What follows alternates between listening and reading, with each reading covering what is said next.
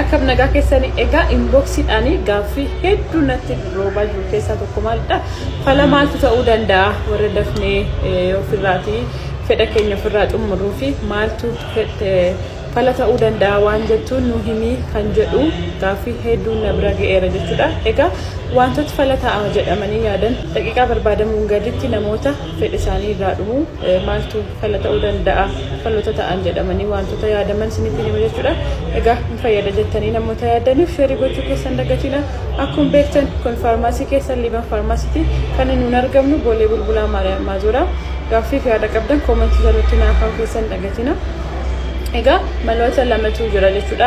Inni tokko kan qorichaan tiriit goonu yookiin kan qorichaan yaalamu akkasumas immoo qoricha malee immoo mana keessatti ofii keessanii wantoota isin gochuu dandeessan ofii keessanii shaakaloota isin gochuu dandeessan. Inni tokkoffaan yeroo walqunnamtii saalaa raawwattanitti utuu walqunnamtii saalaa raawwattaa jirtanii gidduutti egaa qaama saalaa keessanii baastanii deebisanii duubatti deebitanii itti deebi'uun wanti shaakala akkasii of barsiisuun isin tursuu danda'a jedhamee yaadama.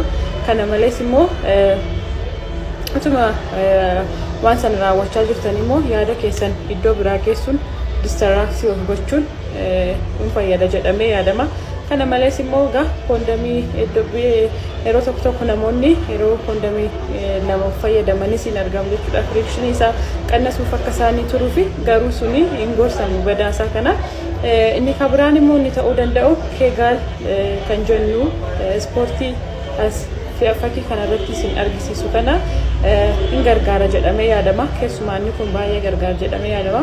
Sochii qaamaa kana yeroo hundaa ganamas ta'uu danda'a galgalas hojjechuun keessan maslii naannoo kana jiru akka jabaatuuf isin gargaara, istroongii akka ta'uuf isin gargaara jedhamee yaadama. Kanaafiyyuu fakkiidhaan ispoortiidhaan isinii kaa'e kana mana keessan keessatti yeroo hundaa yaaluu keessan hin dagatinaa please. Kana malees immoo qorichoonni wanta kanaaf hin gargaaramaa dafee irraa ba'uu kanaaf hin gargaaramu jedhamanii yaadamanii SSRI kan jennu seeraatooniin ri'aapteek inhibitors kan jennu kun egaa qorichoonni kun hin gargaara jedhamee yaadamuyyuu malee garuu of leebiliidha jechuudha. Of leebilii ta'anii garuu kanneen akka filooxeetinii yeroo isaan namoonni gargaaraman hin argine jechuudha.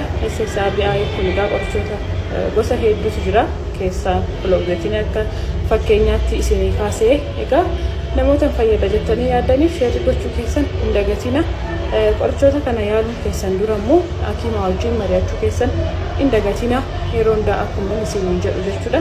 Kana malees ispoortii kana garuu mana keessan keessatti ofii keessaniyyuu yeroo hundumaa hojjechuudhaan rakkoo kanaaf furmaata argachuu dandeessu.